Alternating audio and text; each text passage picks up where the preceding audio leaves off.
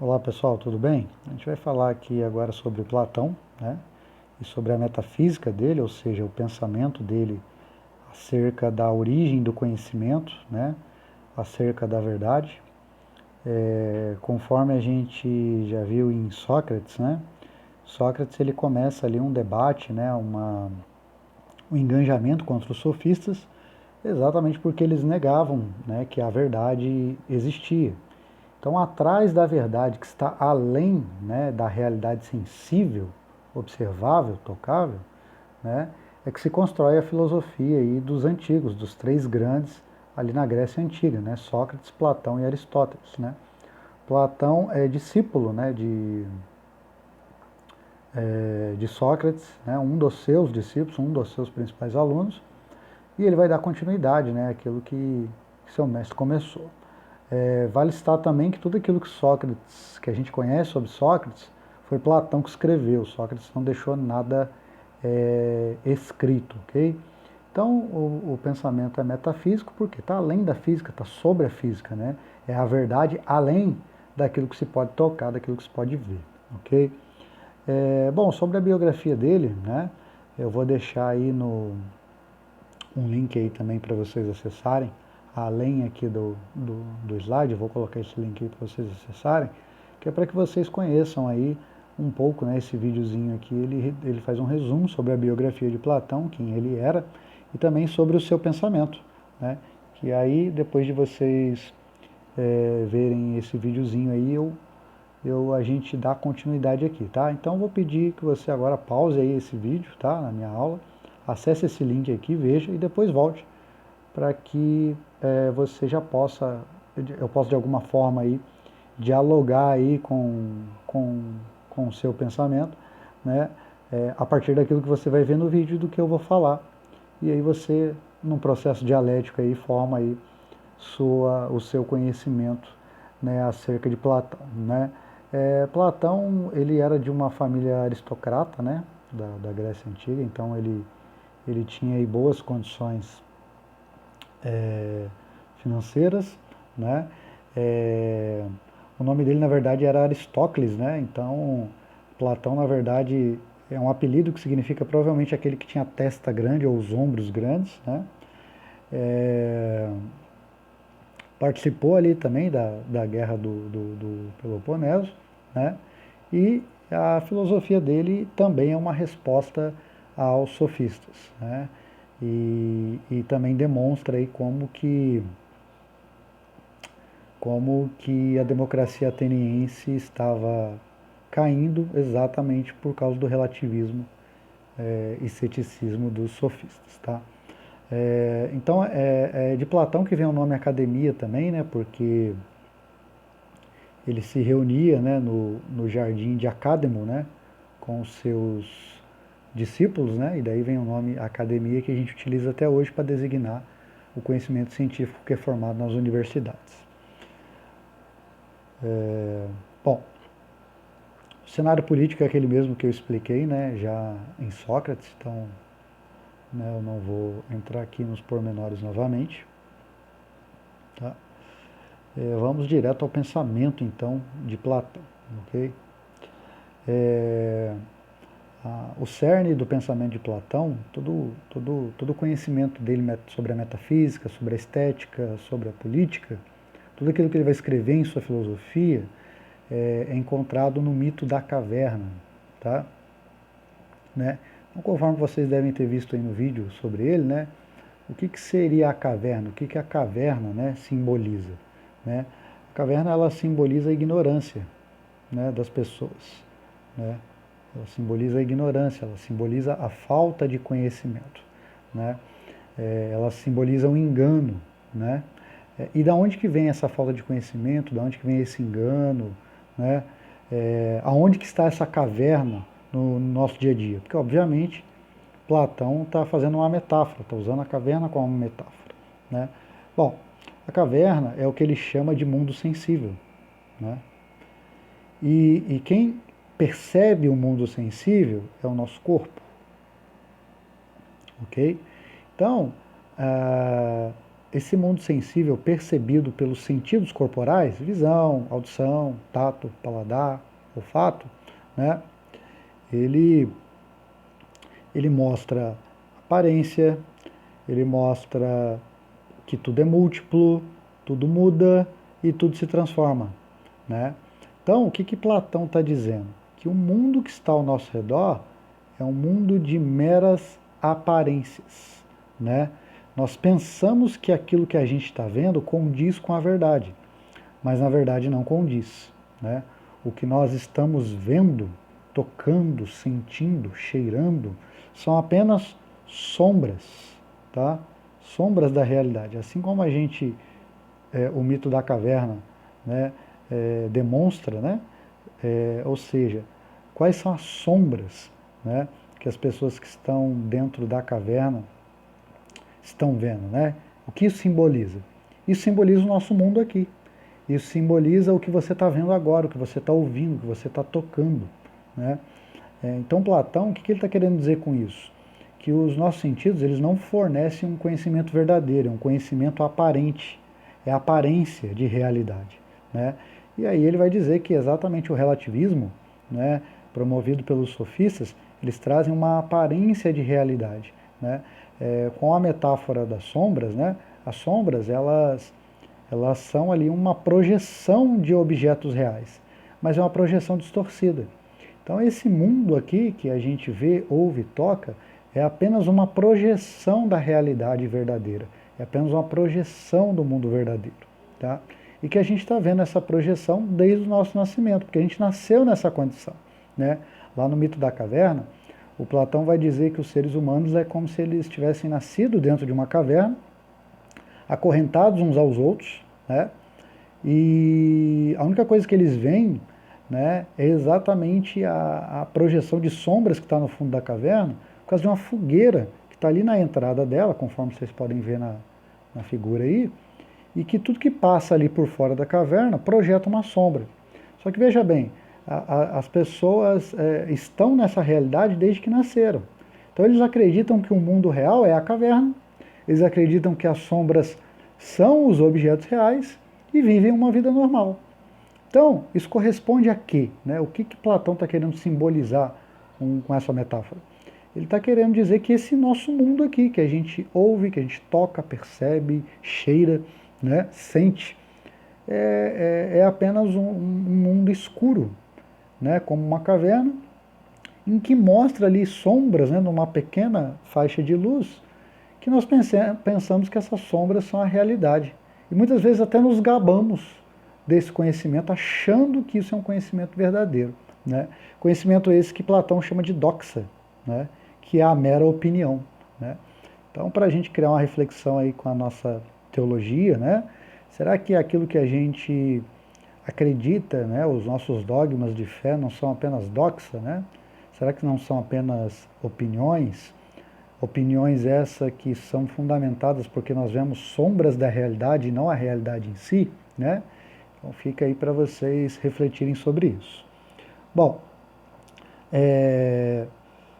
se existe uma caverna, né? Se existe esse mundo que é a caverna, esse nosso mundo que é um mundo de aparência e não de realidade, que gera doxa, opinião, gera um falso conhecimento, então muito provavelmente existe um mundo fora da caverna, né?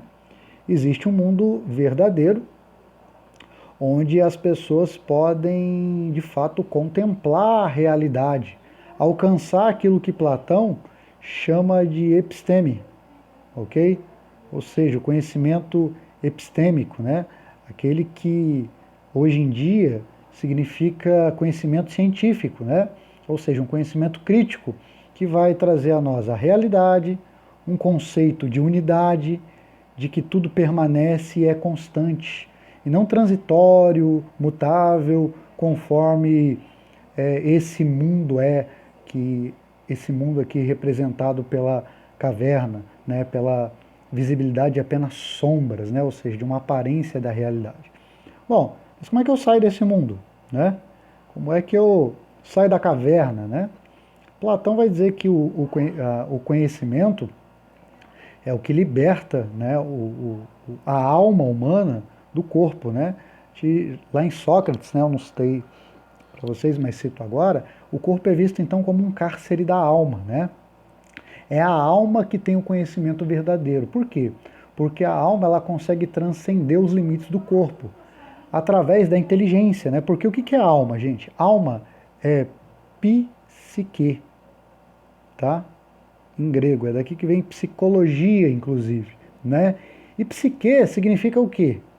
Psique é igual a mente, tá? Inclusive, é essa palavra aqui que aparece no original do Novo Testamento que a gente traduz para alma, tá? Então a concepção cristã de alma é uma concepção que vem de Platão, ok? Uma vez que Platão veio muito antes do cristianismo, né? Platão para vocês terem uma ideia, ele é o professor de Aristóteles, e Aristóteles foi professor de Alexandre o Grande. Alexandre o Grande viveu no período interbíblico ali. Então Platão é bem antes, né? Um pouco antes desse período ali, mais ou menos por ali, tá? Inclusive o judeu ele não tinha essa ideia de alma consciente depois da morte, de uma alma, né? Essa ideia é platônica e o cristianismo absorve, né? A ideia de alma da filosofia grega, principalmente de Platão, como sendo a parte mais venerável, a parte mais pura, né? Do ser humano, né? Tanto é que a palavra alma que a gente usa no Novo Testamento é psique, tá lá no grego, que significa mente, razão, intelecto, ok? Bom, então o Platão acredita que se as pessoas largarem a doxa, a mera opinião, conseguirem, né, viver não em função dos sentidos do corpo, mas viverem uma vida mais crítica, racional, pensativa, que reflete sobre a sua própria realidade e a realidade do mundo, essa pessoa vai conseguir ter uma autonomia em se libertar dos grilhões da ignorância, né, e caminhar a saída da caverna, e então contemplar o mundo real que ela nunca viu, né, que é o que o Platão vai chamar de mundo inteligível, tá? O famoso também mundo das ideias. Segundo Platão, o mundo real e verdadeiro, onde reside os conceitos e as formas puras, né? Então, por exemplo, né, o que é a justiça, né? Aonde que está a verdade sobre a justiça? Está lá no mundo das ideias, né? O que é o bem, o que é a felicidade, né? Toda a verdade acerca de qualquer conceito ou acerca de qualquer coisa está no mundo das ideias, né? E é possível alcançar esse mundo das ideias? Sim, só que a gente tem que romper com os grilhões da ignorância. A gente tem que romper com os grilhões da mera opinião que a gente transmite aí porque ouviu de alguém, né? Formada também por aquilo que a gente está vendo e ouvindo o tempo todo, né? Os nossos sentidos não são capazes de gerar conhecimento, né? Mas a nossa alma, a nossa razão, né? Através de uma autorreflexão, conforme Sócrates já defendia, essa sim é capaz, então, de romper os grilhões da caverna, né? Nos libertar dessa prisão, né? Que representa aí a ignorância humana, e nos levar a contemplar a verdade que está do lado de fora, a alcançar o mundo verdadeiro, chamado mundo inteligível ou mundo das ideias. E parar de ver sombras e ver de fato os objetos, né, reais que projetam essas sombras. Tá? É muito interessante a metafísica de Platão. A gente pode dizer que as cavernas da ignorância existem até hoje em dia, em qualquer segmento da sociedade, inclusive no segmento religioso, tá? Então, é muito interessante isso que Platão faz, né? Então, resumindo aí, o ser humano é dois, né? O ser humano é um corpo e o ser humano é uma alma. O corpo está associado aos sentidos, que não fornecem um conhecimento verdadeiro. Pelo contrário, geram meramente uma opinião, né?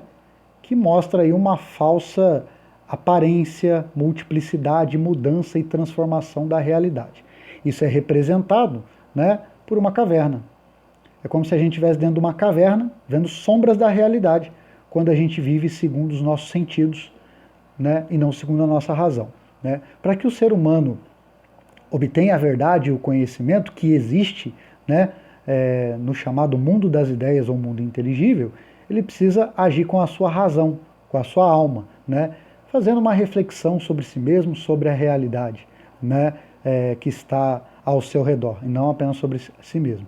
E aí o ser humano vai perceber que, na verdade, a realidade é una, é permanente e é constante, né? E é aqui que ele também vai achar a realidade, no mundo das ideias que se encontra dentro da nossa própria mente, tá? Platão ainda concilia aqui aquela filosofia que a gente viu na aula dos pré-socráticos, né? Ele vai dizer então que Heráclito está falando do mundo sensível e Parmênides, né, está falando aí do mundo inteligível, né? Para Heráclito tudo muda, mundo sensível, né? A mudança de fato é uma aparência, né, da verdade. E Parmênides vislumbrou o mundo verdadeiro, o mundo das ideias, onde tudo é, né, onde tudo permanece, ok? Bom, dado esses fatos, né, é necessário que a gente faça aí uma reflexão, né, exatamente se a gente está vivendo mais em doxa ou mais pela doxa ou pela episteme, né? Ou seja, se aquilo que a gente está acreditando como verdade é uma aparência da realidade, e se a gente está seguindo o conhecimento dos outros e apenas repetindo, né, isso, muito provavelmente a gente está em doxa. Agora, se a gente conseguiu construir um senso crítico da realidade, criticar a nossa própria realidade e a realidade à nossa volta e perceber, né, coisas que geralmente a boa maioria das pessoas não percebe, a gente alcançou o conhecimento epistêmico, a gente conseguiu sair da caverna e a gente está aí vislumbrando e percebendo o mundo das ideias, o mundo inteligível, né, que é o mundo real ou o mundo verdadeiro, ok? Como sair da caverna, né, para a gente encerrar a aula, né?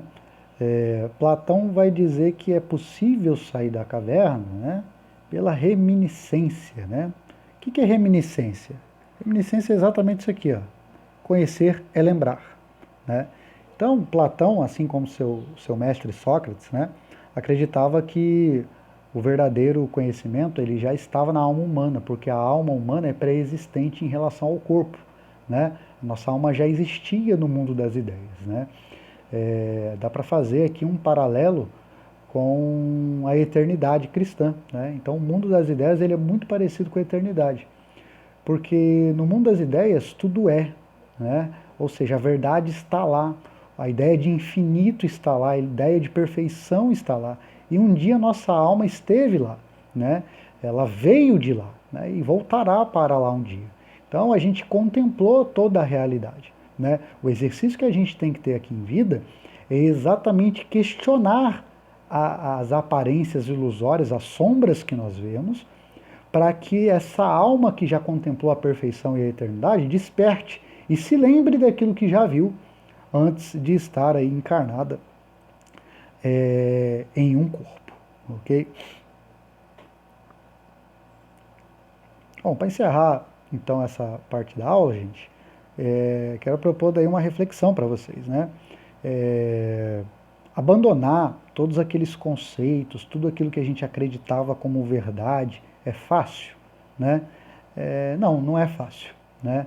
Não é fácil você passar anos aprendendo que algo é de uma forma e de repente você se ver obrigado a questionar isso, a romper com isso e ver a verdade se revelando, se desvelando diante dos seus olhos e contrapondo aquilo que você acreditou durante anos, né? É mais difícil ainda acreditar e aceitar que foi enganado ou se enganou, né, por todo esse tempo. Até porque, veja, imagine uma pessoa, né, usando a metáfora da caverna ainda de Platão, o mito da caverna, que ficou a vida inteira ali vendo sombras, nunca viu a luz do sol. Imagina essa pessoa saindo da caverna e vendo a luz do sol pela primeira vez, né? Vai doer os olhos, não vai? Vai doer. Muito provavelmente a pessoa não vai conseguir abrir os olhos totalmente ali de início, mas aos poucos ela vai se adaptando à luz e vai conseguindo contemplar toda a realidade. É por isso que no mito da caverna de Platão, o sol é o supremo bem, porque ele ilumina todas as coisas, tá? Santo Agostinho de Hipona, ele vai utilizar a filosofia platônica e vai dizer que a caverna, né, na verdade a ignorância, ela foi gerada por causa do pecado, né? a escuridão da caverna foi exatamente o que o pecado original fez com o homem, obscureceu sua mente.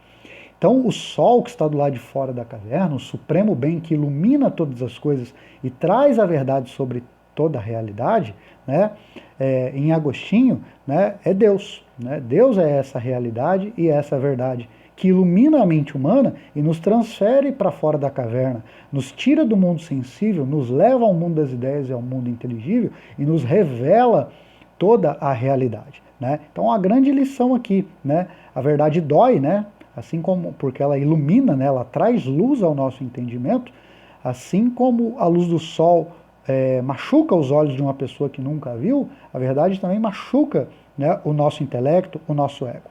Mas ela liberta. Né? Assim como a pessoa que sai da caverna passa a ver todo um mundo desconhecido e amplo, né, e abrangente, muito mais do que a caverna, nós, quando conhecemos a verdade, também podemos contemplar esse mundo amplo e abrangente, né, que não era possível quando estávamos aí na limitação da nossa ignorância. Né? Então que a gente se permita, né, ser liberto, né, dessa caverna. Muito mais do que isso, né, que o próprio Deus, né, nos ilumine, né, e liberte as nossas mentes. Né? Porque, segundo Agostinho, em sua teoria da iluminação, se Deus não libertar a mente obscurecida humana, essa mente nunca vai poder conhecê-lo de fato e tampouco conhecer a realidade que está ao seu redor. Então a verdade dói, mas ela também liberta. Um abraço, pessoal. Até o próximo vídeo na Metafísica de Aristóteles.